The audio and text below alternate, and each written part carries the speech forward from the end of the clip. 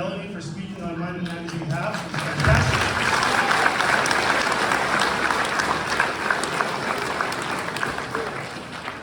And I'd like to thank Lena and Jaden and Josh for speaking to the church. Well done, you three.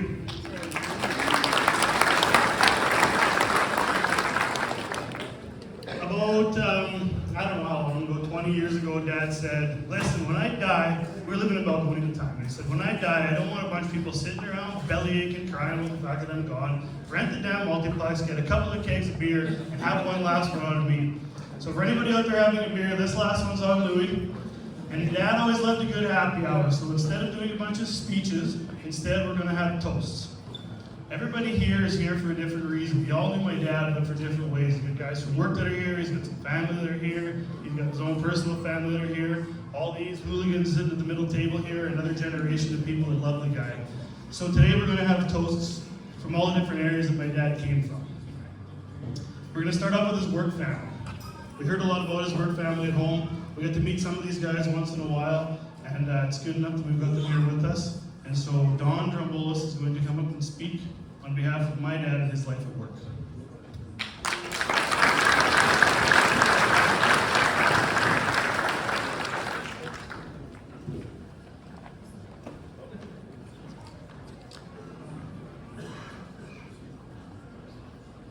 Can you hear me?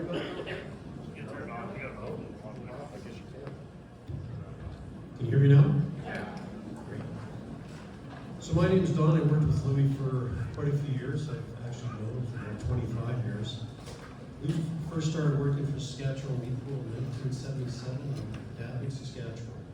I actually had to Google it a couple days ago before I know where it was. It's not too far from here. So he started there at 18 as a helper. He worked in a few different elevators throughout his career, Earl Grey as a helper, and then here in Balgonie at the Prim Elevator, where he was a facility operation manager for about 10 years, and he was very well known in his community.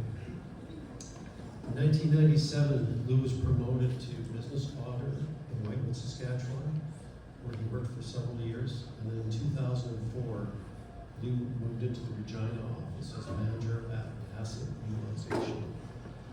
Lou again was promoted in 2009. He was promoted to manager of grain operations. This was a very important role to Viterra, which we created. And he was responsible for inventory management and training FOMs and how to run these facilities. It was a job that he very much enjoyed, as he got to work with employees and share his knowledge and expertise. And Lou was very well respected by everybody.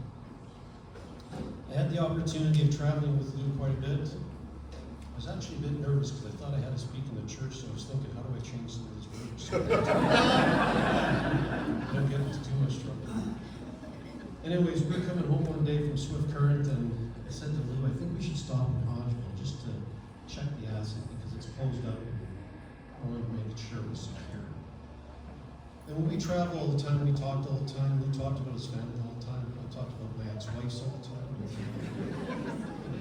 We did have one thing in common. We were both scared shitless of heights.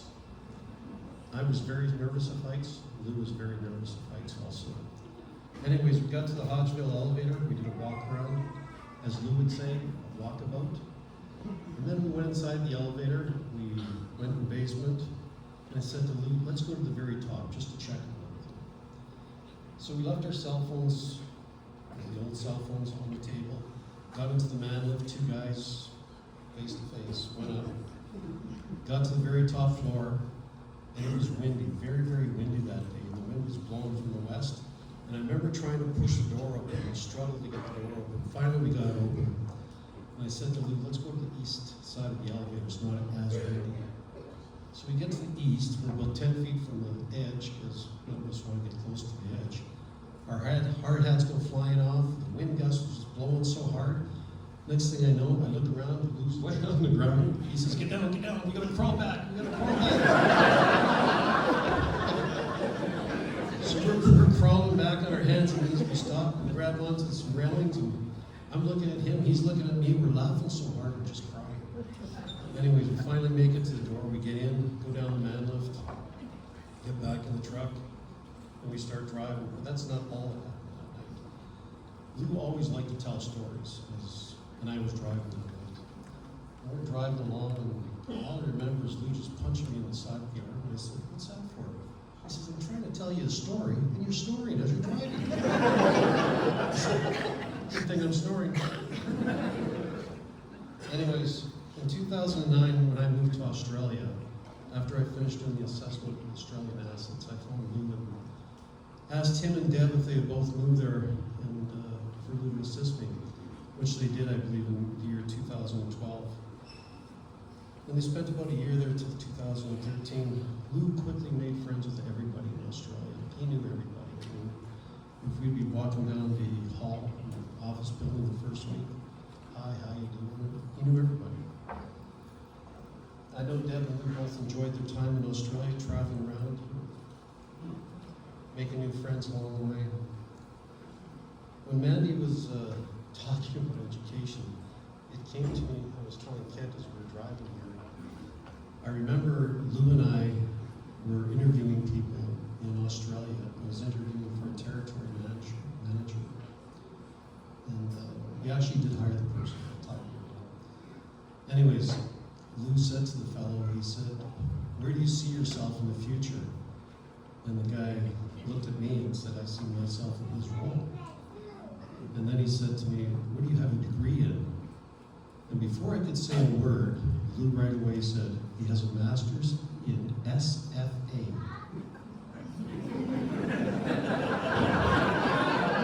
So for the youths that didn't catch it, sweet blank all. Anyways, Lou's looking at me, I'm looking at him, we're both laughing, the poor guy's sitting there, he doesn't know what to do. We did hire him, he still works for us today. So. In 2013, Lou and Deb returned to Canada.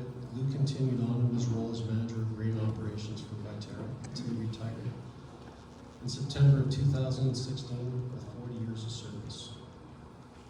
Lou actually recently just came back to work for me under contract. We're working on a project right now, and so I asked him for his assistance. And I remember his first day when he walked into the office, he stood at the doorway and he's got this big smile, he's laughing, and I said, what's so funny?